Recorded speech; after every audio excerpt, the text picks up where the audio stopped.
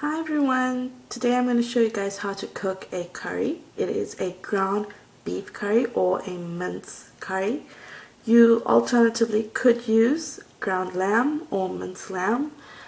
Here in America they call it ground beef and ground lamb. We call it mince back home. And it's a pretty simple thing to do, so I hope you guys enjoyed this. And it's something that I cook quite often as well. So yeah, enjoy the video. Okay, so what you're gonna need for this curry is you're gonna need some ground beef, of course, and I've already rinsed this out. Now I don't like blood and lots of slimy fat stuff that comes on it. If you've had it frozen in the freezer before, if you're buying it fresh, it's always advisable to please rinse this, because otherwise also your curry's gonna come out extra fatty and extra oily. So I've done that. This is like about maybe 250 grams, yeah. Also your spices for the curry. Now I've already mixed my spices together. Now what I've used is about half a tablespoon of salt. You can actually add more if you like, or cut that down depending on your salt preference. Depending on the chili powder you're using, I'm using something that's very, very hot, so I've used half a teaspoon. Back home, we tend to use in tablespoon forms because our chili powder is not that hot, but I'm using half a teaspoon of chili powder. You can also adjust that to meet your tasting needs. I've used half a teaspoon garam masala, half a teaspoon ground cumin, and a quarter of a teaspoon ground fennel. And that's sweet fennel, so it gives it a different kind of taste as well, but it's really good. And also we have finely chopped onion, and underneath there's half a garlic clove that's been smushed and chopped up as well. Now sometimes back home we would also use a ginger and garlic paste. If you find that, I would advise that you use that. Actually, it's much better than having chopped up garlic, because you get a taste of that when you're eating. Also, I have one tomato that's been grated without the skin, and you can see all the tomato juice that's on the side. That's pure fresh tomato that's been grated. Also, most people who don't have the time or really would not prefer to use this could use about 4 or 5 tablespoons of tomato paste or tomato sauce. Now I don't mean the ketchup type, I mean like the sauce that comes in a can that's for making Italian food. But please get the one that has no seasoning, just the plain tomato sauce. And also, I generally would boil this, buy it uncooked, boil it kind of prepared, but if you don't have the time, you can buy this in a can, butter beans, or broad beans as we call it back home in South Africa. And this is about 1 can, which fits this recipe as well, so that's what you would need. Also, you would need some water as well to adjust your cooking so your curry doesn't dry out as you cook. You can add it gradually.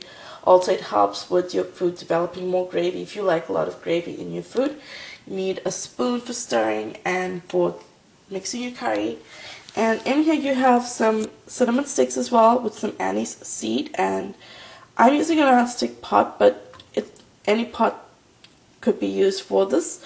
Also, very light oil, vegetable oil, canola oil, or you could even use sunflower seed oil.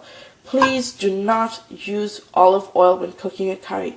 It is terrible for frying your onions in the beginning. It will splatter, it will burn, and it just messes up the entire flavor of the curry as well. So, very thin layer of oil, canola, sunflower, or vegetable oil is what I would suggest. And yeah, so those are your ingredients, and watch now for the actual instruction on how to cook the curry.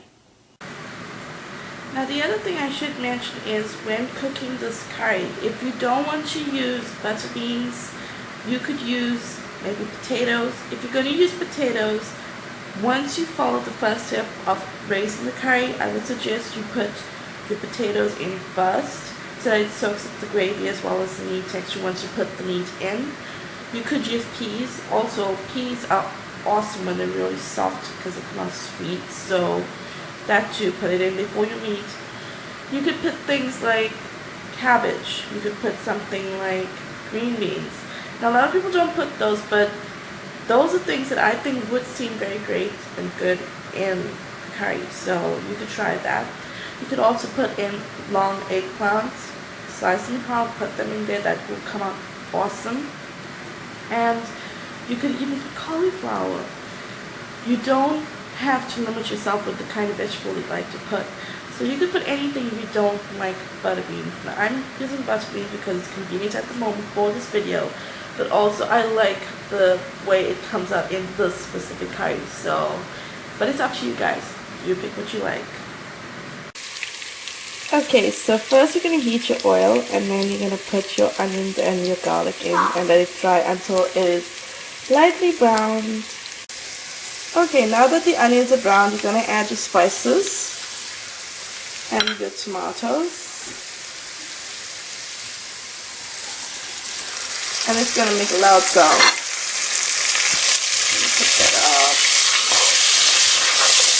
And stir all of that together.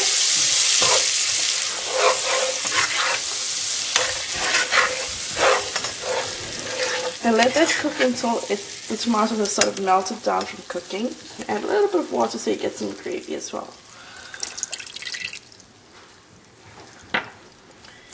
Okay, I'm going to put my stove back on. I'm just going to stir that and let that cook for a little bit.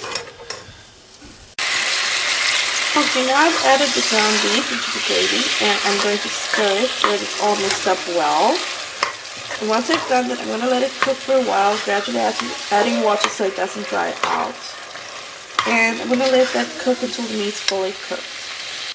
Okay, now that the meat has cooked, I've put my beans in, and I've put it with the liquid that it's cooked in. So you're going to leave this to cook until your beans are soft, and then your food will be done, and you can enjoy your curry with rice or with bread.